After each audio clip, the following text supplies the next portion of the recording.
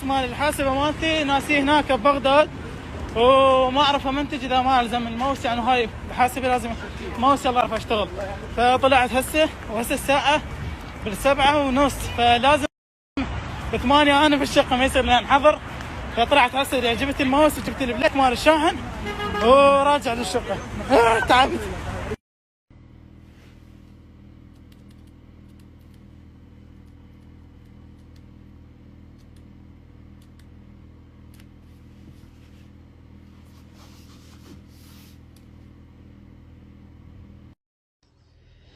طبعا هو المفروض باكر انزل لكم فيديو جديد، بس صار خلل عندي بالحاسبة. طبعا كانت تشتغل هسه قبل شوية، وبس رحت جبت الماوس ورجعت وما اعرف شنو دست بيها، ما اعرف شنو ضغطت. المهم طفت الحاسبة ما اشتغلت باكر.